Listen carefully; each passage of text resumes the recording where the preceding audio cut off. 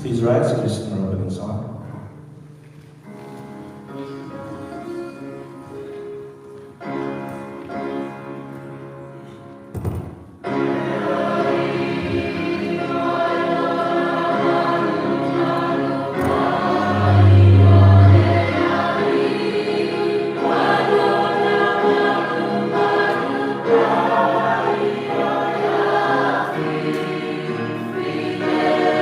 Oh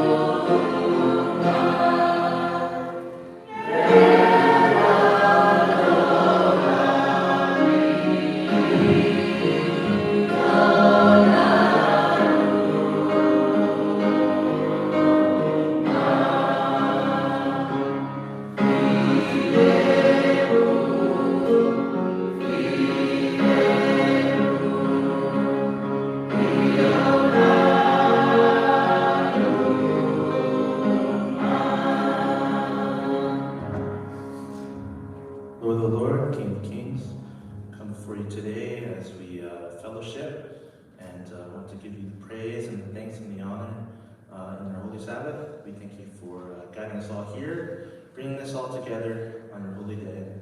Please be with us and bless this service. Be with our preacher and everyone else who is a part of our service today. In Jesus' name, amen. Amen.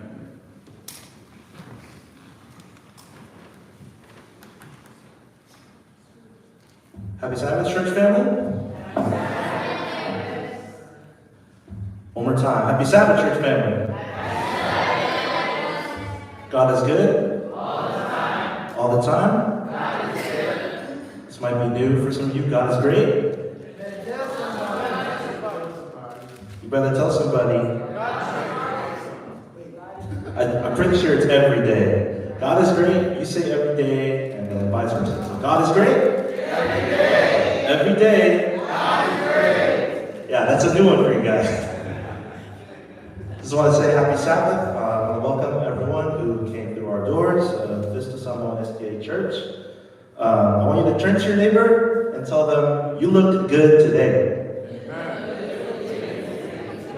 And if you have another neighbor, turn to that other neighbor and say, you look swell today.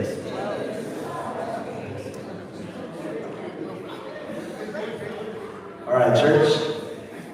I want to welcome each and every one of you, the young, the old, the elders, the pastor is not here, but I want to welcome every single one of our church members to the church today, especially our preacher, our head deacon, TJ Latuli.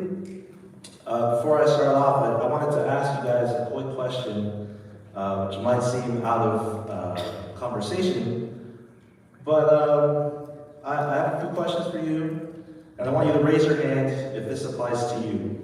So please raise your hand if you think you have 20/20 vision. That basically means you have good eyesight. Raise your hand if you think you have 20/20 vision. Without glasses or without contacts, just 20/20 vision, raw 20/20 vision. Okay, I've seen a good amount of hands. That's good. That's good. I'm glad that our church is not looking at their phones too much. Like me. So I want you to raise your hands now if you think you have 20/40 vision. Anyone 20/40 vision? Wait, what does that mean? I know you don't know what that means, but I'll tell you after. It basically means your eyesight's not as good as 20/20. Let's say you have like medium vision. You can see, but you can't see that far. Just try to think of it that way. If you think you have 20/40 vision, raise your hand. Okay, so I'm seeing less hands than 20/20. So I'm guessing the rest of you must be really bad at vision. So I want you to raise your hand if you think you have 2200 vision. 2200 vision, that's even worse. That's like the worst you could get. Anyone think they have 20? Yeah, there you go, Stephen. 2200 vision. So if you raise your hand for this one, it actually means you're blind. So I want to apologize if Stephen forgot to greet you during our praise and worship because he's blind. But yeah, 2200 vision means you're blind. So I don't know if many of you know what 20/20 vision means. I thought I knew what it means. I thought it meant a rate out of 20, how good your vision is. But that's actually wrong. 20/20 vision actually stands for if you can read a line of the eye chart 20 feet away, compared to a normal person. So let's say there's a thing called 20/15 vision, which means you can see a line of the eye chart 15 feet away compared to a normal person would see it 20 feet away. So if the number is bigger, it means you would see it farther away than a normal person would be able to see it. So 20/40 means you could see a line of the eye chart 40 feet away compared to a normal person who could see it 20 feet away. So basically your vision is twice as less as a normal person. I would raise my hand because I have pretty bad vision. I can barely make out faces over here. So I have a bad vision, which is very bad. But you're probably wondering why I bring this up. In the Bible, it talks about a visible church. The visible and invisible church. I know most of you would be able to point out a church member of yours, if you saw them on a regular daily basis or throughout the week, if I saw Elder Saleh throughout the week, I'd be, hey, that's Elder Saleh. How are you doing? How's your week going? Are you coming to church this Sabbath? You'd be able to tell who it is straight away, who goes to your church, and if you saw them on the street. But the question is, would you be able to see, or would you be able to point out a true follower of Jesus? A follower of the invisible church. I know this is going to be heartbreaking to some of you, but not every person that is saved or goes to heaven is going to be Seventh-day Adventist. And not every Seventh-day Adventist is going to make it to heaven. So I want to tell you guys today that it doesn't matter where you come from, what you look like, how you dress like, what you think like, God sees right through you. He sees the heart of the people. He sees the heart of a true person. God knows who's part of his invisible church. So I want to ask you, are you part of the invisible church? You might be part of Vista SDA Samoan, or are you part of God's church in heaven? That's the real question I want to ask you guys today. I want you guys to think about that, carry that with you throughout today. As you greet people, welcome one another, are you truly a follower of Jesus? So I wanted to open that with that. I wanted to welcome every single one of you. I wanted to welcome our deacon, Morley Latuli, for coming up stage. I want to welcome our head deacon, T.J. Latuli, the preacher of today. So I want to bless you guys. Hope the Holy Spirit is with you guys, in you guys, speak for you guys. And I want to welcome everyone and thank you for coming this Sabbath. So please rise as we sing our opening song.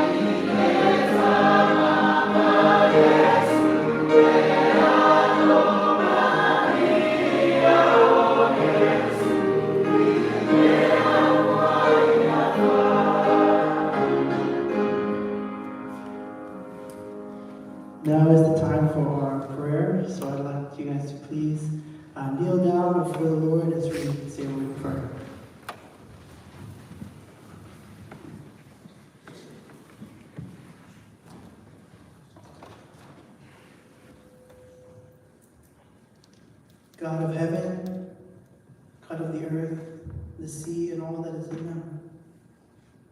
Lord, you are the mighty ruler, the one who can stretch out the universe with his hand and measure it. Lord, you are mighty in many ways.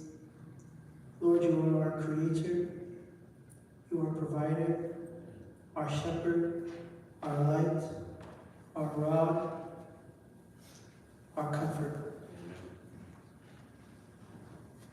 You are the God of Abraham, Isaac, and Joseph.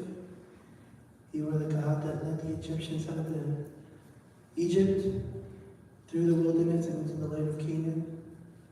We come before you as humble servants, Lord, as rags beneath your feet. Lord, you see our righteousness is nothing but filthy to yours. So we ask that you cleanse us and purify us through your blood of your Son. Lord, there is nothing that we can do to earn a spot near you, Lord. So we ask upon the grace of your Holy Son that came upon the cross to die for our sins. Lord, I pray for the things that I have done against you, Lord. I pray for the things that I have done against my brothers and my sisters, against my church family, against my parents, and against you, Lord. Lord, I ask that as a congregation, you cleanse us, Lord, from all the bickering, all the arguments, all the anger. I ask that you cleanse us, Lord, as we are imperfect in many ways. Lord, we thank you for everything that you have done for us, Lord, not only as a church, but as each an individual family, Lord, not only as a family, but as each individual person. Lord, you have continued to provide in many ways for us, and we thank you for that. Lord, we thank you for the God that you say you are, the God of promises, Lord, the God that gave the land of milk and honey to our ancestors, the God that promised a son that would send Satan to defeat, the God that promised that he would come back one day to bring us back to our home, where we belong, Lord. We thank you for keeping your promises. Lord, we thank you for being who you are, righteous and good. We thank you for showing us the error of our ways, Lord. We thank you for your word. We thank you for your Holy Spirit. We thank you for your never-ending love towards us. And Lord, I thank you for this community that you have given to me, Lord. These people that have guided me, led me in the faith, and allowed me to mature and grow in my relationship with you, Lord. Lord, I thank you for this church. I thank you for our churches at large. I thank you for our SDA denomination as well, Lord, and the leaders, everything that you have done through them and for them, Lord. Lord, right now we are hurting. We have lost a pillar in our church, Lord. In many ways we are lost. And so we ask that you guide us back to your light. Lord, although our flesh comes and goes, although our life is just a blink, Lord, you are eternal. So I ask that we hold on to that promise of eternal life, of eternity, Lord, of a kingdom, of a place with no more sorrows, no more crying, no more hurt, no more pain. Lord, I ask that you please be with our family, Lord, as they are struggling with the loss of a mother, a grandmother, a sister, an auntie, a loved one, Lord. Lord, I ask that you please be with the rest of our church members that are going through the same weakness of the flesh, Lord. Lord, we are not getting any younger.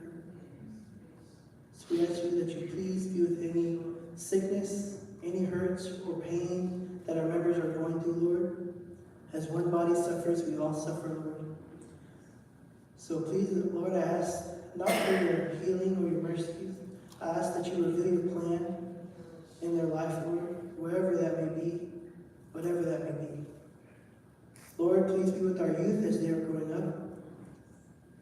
Lord, with the amount of time that we have left, we ask that you please give us the time to depart upon your truth and your word upon these young ones, Lord. I ask that as they grow up in a culture that is stronger than ever, that they remain steadfast in your word. Lord, root them in your word, root them in your truth. Lord, the fruits of our labor is here today, Lord. Our young deacons are here up today to speak, to sing, to lead out with your service. So, Lord, I ask that you please continue to be with the younger ones, our young adults. Lord, please be with me. You know how weak I am, Lord. You know my tendencies. Lord, you know I am no one, Lord.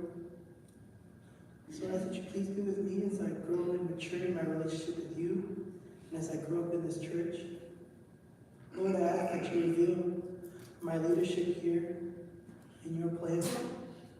And Lord, I ask that you please continue to be with us together. Lord, we are learning that we must be united together as a body of Christ. So Lord, unite us. Unite us today. Please be with your speaker from on high as he speaks your word. Impart your Holy Spirit upon him. Give him comfort, but most of all, give him boldness, Lord, to preach your word. In the name we pray.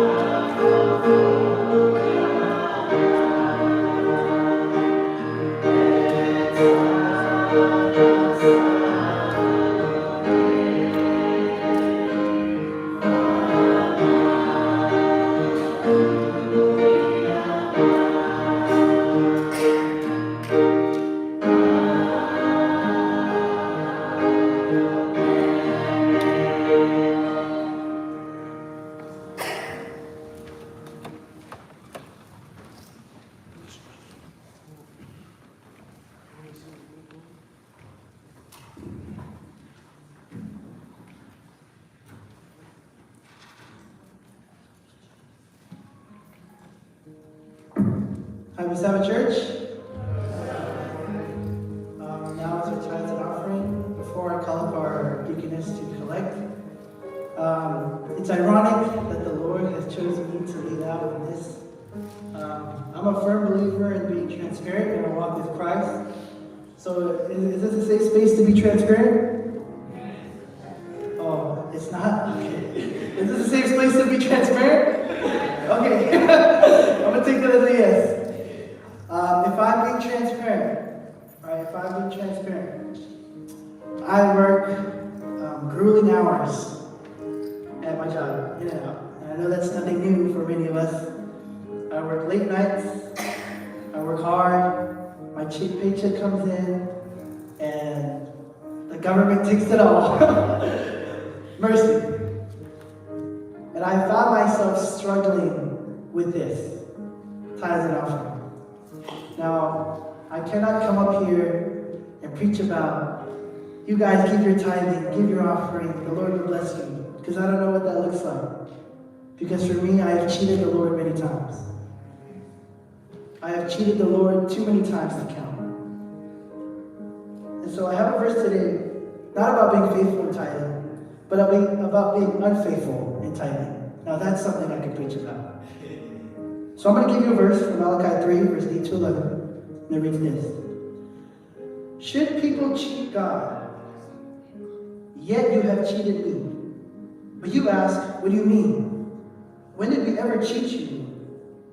You have cheated me of the tithes and offering due to me. You are under a curse, for your whole nation has been cheating me. Bring all the tithes into the storehouses, so there will be enough food in my temple. If you do, says the Lord of heaven's armies, I will open up the windows of heaven for you. I will pour out a blessing so great you won't have enough room to take it in. Try it. Put me to the test. Your crops will be abundant, for I will guard them from insects and disease. Your grapes will not fall from the vine before they are ripe, says the Lord of heaven's armies. Now, there's one thing that stood out to me is that the Lord says, you have cheated the church? No. The Lord says, you have cheated me.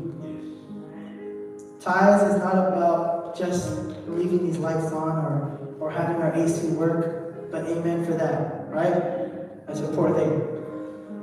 Tithes is much more than just the physical things. It's spiritual. There's a spiritual aspect to it. The Lord says, if you don't give your tithes, you have cheated what belongs to me. And I have cheated the Lord too many times to count. And so I come to you today, not to tell you tithes because the Lord will bless you, but tithes because I have cheated him. So please do not cheat on him again. So I would like our deaconess to rise and collect their tithes and offering today.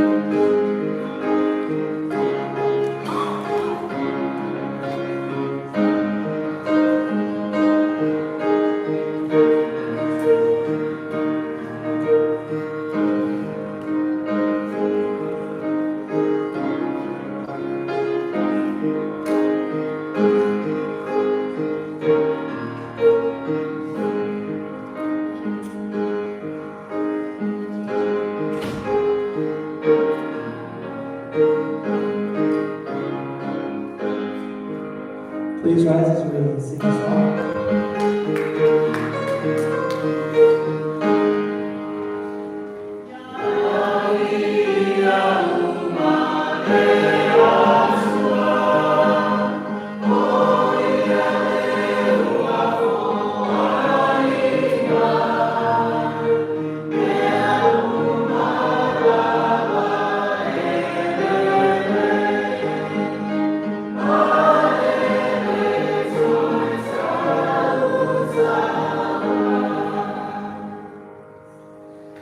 Lord, I come before you today to give these tithes and offering. Lord, you know I have cheated you many times.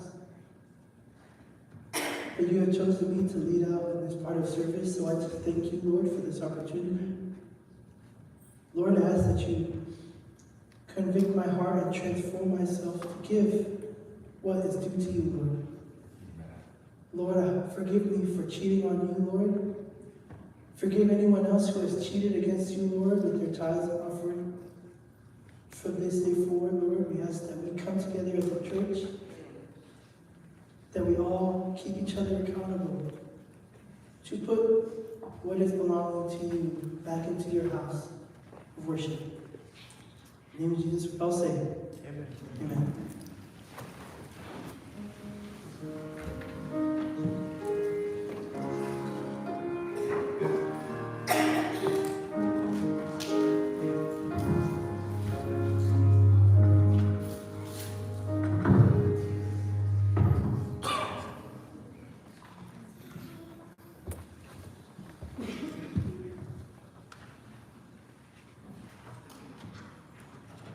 Now is the time for our scripture reading. So I'm going to ask you guys to please bring out your Bibles or Bible apps on your phones as we read our scripture reading and our main text for today. But before we begin, I'm going to ask everyone to please bow your heads and close your eyes as I bless the word we will read. Thank you, Lord, for this wonderful day. Lord, we thank you for your guidance and protections over us. We thank you for allowing us to fellowship here in church. And we thank you for the wonderful word we are about to hear from on high, and also your scripture that you've given us for us to dwell in, and let the Holy Spirit lead us in as well. So please bless the scripture reading in Jesus' name. Amen. Our scripture reading comes from the book of Galatians, or, 2 verse 20. So I will ask everyone, please read together in unison when I say begin. Ready? Begin.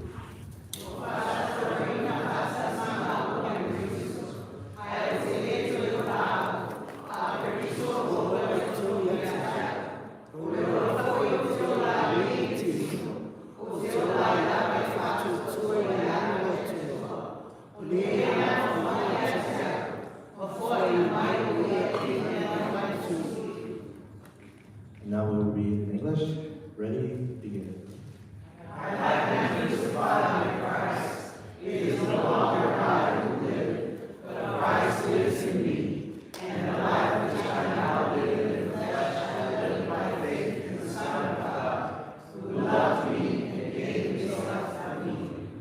May the Lord bless the scripture. Now is time for our special music, so I'm going to call up our deacons and deaconesses. So please come up to the stage.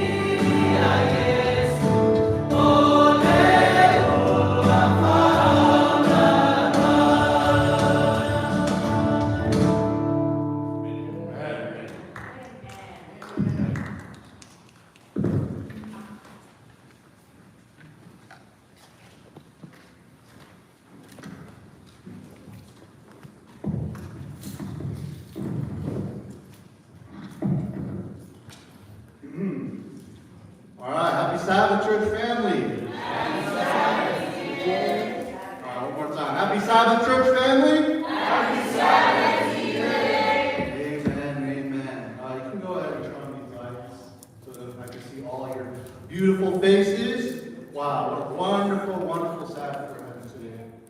So, the title of our message is Living Faith. Amen. Now, if you look at the title of our message at first glance, you might be thinking I'm going to refer to the text that talks about without works, or without faith, your works are dead, and without works, your faith is dead. No, that's the opposite, actually. I decided to use Galatians 2, verse 20. Can we go back to our scripture? Galatians 2, verse 20. All right, here. Let's go ahead and read it one more time, church. Ready? Begin. I am crucified with Christ.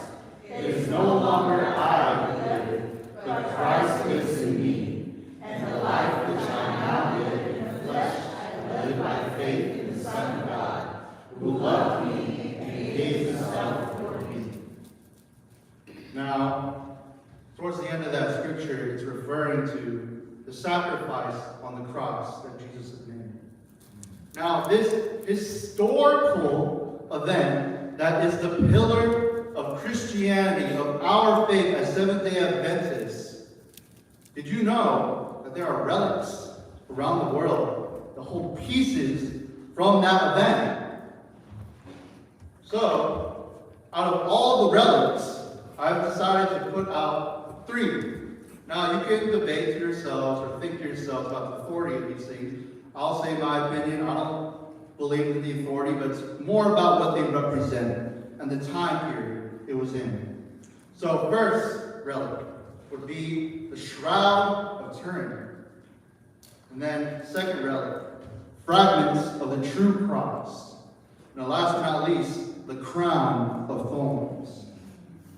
Now, before we begin, I'd like to start off with a word of prayer. So, if you will, bow your heads and close your eyes while we decide. Lord, today I stand before you not as Teacher Lituli or a head deacon of Seventh-day Adventist Vista Samoan Church, but as an instrument. I ask you, Lord, to empty out and pour out anything that is within me so that I can be a perfect vessel to give out your word that you have given me. Lord, when I'm about to preach, and our message today is something that is sacred. Coming up on the pulpit before your church is something that isn't a daily task or a thing we do week by week, but it is something sacred and holy. So Lord, I ask you again to empty my heart, to empty my soul, to empty my body and my mind and the things that have been clouded throughout this week, so that I may feel your Holy Spirit speak through me. And with that said, in the name of Jesus we pray. Amen. Amen. All right. So, I'd like to talk about what inspired me to talk about these relics. Well, bowling times I remember, or some of my family, but it was one Sabbath night, Friday night specifically, where we put on a documentary that talks about the relics of Christianity and talks about the authority, the history, how they were found. It goes really in depth, and I found it very, very interesting. And I thought, I think I might use these relics to preach upon today. And it was very short, it was 3 episodes, and it used exactly these 3 artifacts or relics. I'll name them again: the Shroud of Turin, the fragments of the true cross, and the crown of thorns. Now, if you do not know one of these artifacts, don't worry. I'm going to explain to you right here, right now. So first off, the Shroud of Turin. So, visually, it looks like a piece of blanket. Some old, rusty, ragged, stained blanket. That even if you were to go today to look at it, you won't see anything. It's just a blanket. But if you were to take a picture of this image or of this fabric, you will see an outline of a person that many believe to be Jesus Christ himself. Now, how exactly was this formed? Many people believe that it might be through some scientific method of maybe the chemicals or the mixture of his blood with the turban or whatever, or it's through a religious miracle, a religious event, that when Jesus was resurrected, a very bright light shone off of him, and the rags that was wrapped around him when he was in the tomb reflected and put on this image that was reflected off of him. Now, this object was hidden from the Christians during a period of persecution. If you did not know, there was a time after Jesus' death and resurrection that the Christians were persecuted. So it was rumored that the early church grabbed this shroud or this turban and hid it for 1,000 years. And then it was found. Now the authenticity, like I said, is still debated, but it was found 1,000 years later. And its ownership first was found and recorded in France in the 1350s. And then it was acquired by the House of Saving, I believe I might be saying this right or wrong, which is in the 1453. Next, it was damaged in the Chambéry fire at 1532 until it eventually moved to Turin in 1578 to the present day, which is why it is called the Shroud of Turin. Oh, thank you. Yeah, so this is what it looks like. Now that we know what the Shroud of Turin is, let's go on ahead to our next relic. The fragments of the true cross. Long ago, there was a woman named Helena, which is the daughter of Constantine the Great. She found this great relic.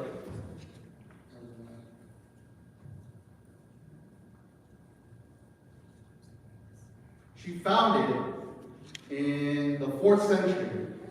And she found it by journeying to Jerusalem herself. And she stumbled upon 3 crosses. Now, in order to find which cross that Christ was crucified on, a woman who was sick touched one of these crosses and was miraculously healed. And Helena knew immediately, that has to be the cross. That has to be the cross that Jesus died on. She took it, broke it off into pieces, and is now scattered across many different Catholic churches and Orthodox churches. And then next up, finally, is our crown of thorns. The very crown that Jesus wore himself on the cross. Now, it was preserved by, again, the early church. The early church preserved this thing, and it was eventually found by Helena in the 4th century. She found a lot of relics back in the day. But the true, most earliest documentation of the crown of thorns being found is during the 5th century. And eventually it was acquired by Louis IX in France, which now rests in Notre Dame. And then in 2019, a fire broke out where the crown of thorns lay. And the firefighters that were called were immediately requested upon the priests and the popes to, no matter what, retrieve the crown of thorns. They could care less about the church, but they wanted the crown of thorns to be saved. And they did. Now, many people around the world look upon these artifacts, these relics, as a pillar of their faith. When they feel weak in their walk, they travel across the world to see in person every single one of these relics. The Shroud of Turin, to see the face of Jesus, fills people with tears. Seeing the fragments of the cross, people are reminded of the suffering that Christ went through. And then lastly, but not least, the crown of thorns, remembering the authority of God. But church family, we all know these relics are only temporary. In fact, one of these relics almost burned in the fire at Notre Dame. And it realizes, or comes to my realization, that all these things on earth are only temporary. But the only true, eternal, living truth relies on His Word. So, for our message today, I want to reframe each individual relic that we've been through. So first, the Shroud of Turin. It is an image. Although it is debated across people, it is still seen as the image of Christ. That it represents his sacrifice, his suffering, and it also reminds us the moment that Jesus was beaten, mocked, killed, and placed in the tomb. But too often, do Christians go and venture to see this. They only think of that moment. They don't think what happens after. Now, church, what happens after is that Christ was resurrected and brought back again. And that he defeated and conquered over death so that you and I may continue to live in its eternal grace. So when you think about the suffering of Christ, do not just think of that, but think of the loving Christ. The resurrection is greater than the wounds. Look back with a sense to be transformed and not with sadness. Ask not if Christ suffered for me, but am I willing to live for Christ? In Galatians 2 verse 20, I'm going to read it again. It is no longer I who live, but Christ who lives in me. People do not need reminders, but reflections of Christ. And it is our duty to be those reflections. Next up, the cross. I'd argue would be the most important, almost a symbol of our belief till this day. But back then, it did not always mean love and sacrifice. No. It was used as a humiliation ritual to punish those who did wrong and did crime. And when we saw Christ, or not we, but when they saw Christ back in the day, hung up on the cross, it was a humiliation, a disgrace. But God, he refrained an image, a cross that was meant to downtrodden, to stomp our beliefs, our love for one another, but he transformed it into something even greater. It is now a symbol of self-sacrifice. Are you willing to carry your cross? Are you willing to self-sacrifice every single day to become a perfect reflection of God? Are you willing to carry your cross? Matthew 16, verse 24, whoever wants to be my disciple must deny themselves and take up their cross and follow me. Again, I ask, are you willing to carry your cross? We must be more than the crosses that we wear around our necks or tattoo on our bodies, but be a symbol. The cross is carried when we love people. The cross is carried when we forgive someone who has hurt us. The cross is carried when we choose humility instead of pride. The cross is carried when we serve without seeking recognition. The cross is carried when we love people who cannot repay us. Every act of sacrificial love brings the message of the cross into the present. Last but not least, the crown. When you think of the word crown, you think of gold, something to be worn upon your head to symbolize power, honor, and respect. The Romans do this, so much so that they created a crown of thorns as the antithesis for power, honor, and respect. But God, moving like God does, he redefines these crowns of thorns. He changes it, instead of being humiliated, he changes it to humility. Instead of being a slave, he redefined it to be an act of service. Instead of selfishness, he redefined it to sacrifice. God's meaning of greatness is always greater than what we define as great.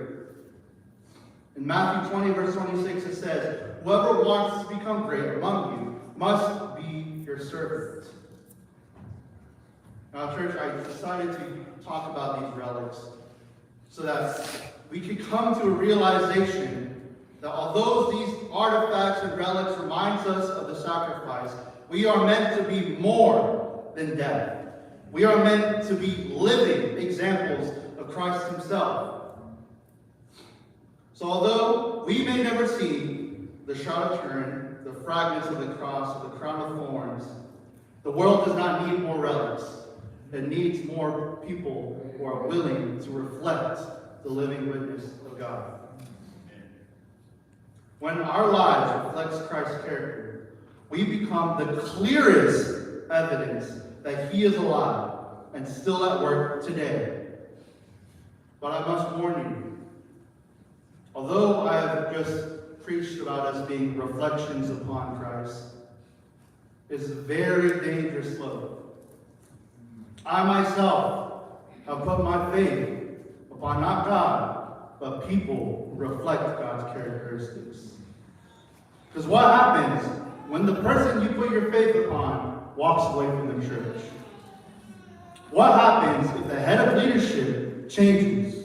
What happens if a loved one passes away? Your faith will falter. So I ask you, church, not to focus on the reflections, but the one who is casting that reflection. Focus on his word. Focus on his example. Focus on his testimony. And use that as your anchor. Now, as I close up and wrap our message for today, just know our faith relies not on relics, but on the living God. Our faith is alive today. Our faith is anchored not on people, not on relics, but on God, on his word. We as reflections aren't supposed to be worship, but be pointers. We are set to be people who direct their eyes to the true giver of life and second chances. And with that, I close off with our scripture reading, Galatians 2, verse 20. Titus, can you put it up? Galatians 2, verse 20. Let's read it again together as a church. Ready? Begin. I have been crucified with Christ. It is no longer I who live, but Christ lives in me. And the life which I now live in the flesh, I live by faith in the Son of God, who loved me and gave himself for me. In the name of Jesus we say, amen. Amen. Amen.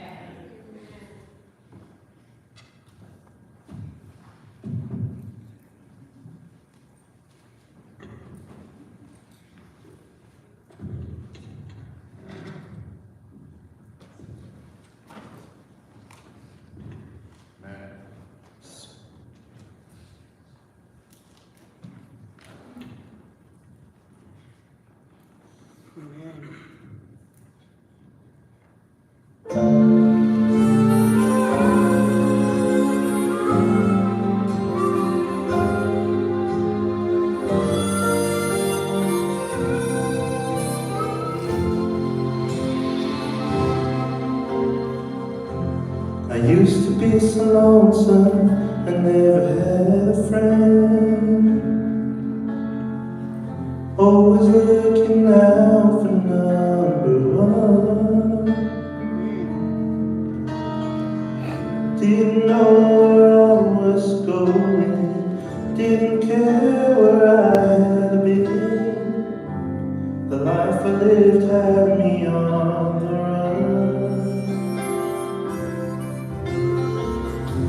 But one day Jesus found me, he took my sin away. He showed me what I thought I'd never see. He put me as family, and he's with me to this day. Let me tell you what salvation's done for me.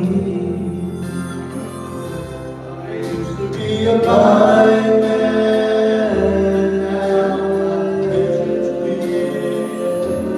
Mercy came and drove the shame from me. There's peace in our Jesus, that drives out every fear. Stronger than I thought I'd ever be.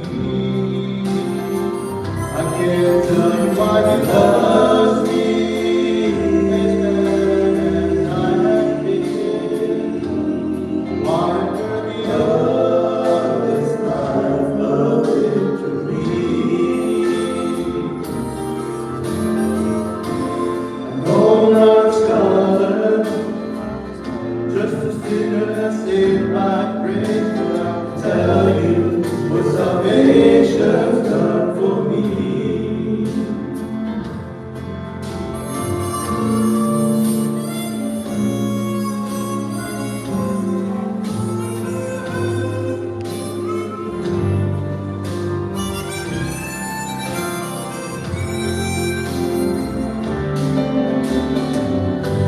One day when life is over, I'll go to my reward, where heaven waits for those who've been set free. Saints from all the ages, in the presence of our Lord. This is what salvation's done for me. I used to be a blind man, but now my vision's clear. Mercy came and drove the shame from me. There's peace in my Jesus, that drives out every fear. Stronger than I thought I'd ever be. I can't tell you why He loves me as bad as I have been. Why I'm worthy of this life of victory. I know I'm not a scholar, just a sinner saved by grace, but I can tell you what salvation's done for me. Oh, what salvation's done for me.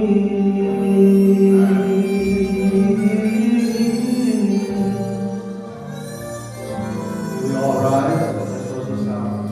One more thing.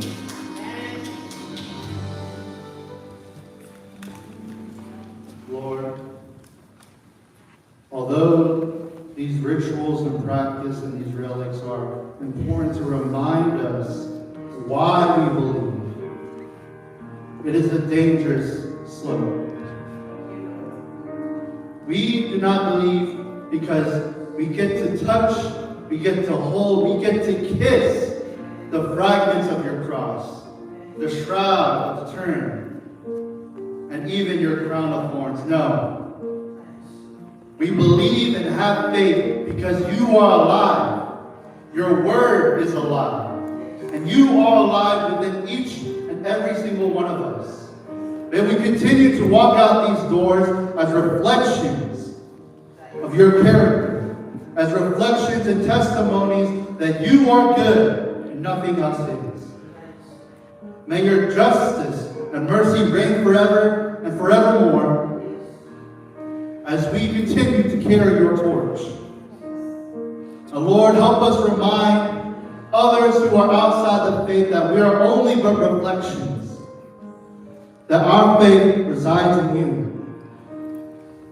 So help us to continue to point others' eyes to your glory, to the cross, to your example, and to your sacrifice, that we are given a second chance to continue living your faith. In the name of Jesus we pray. Amen.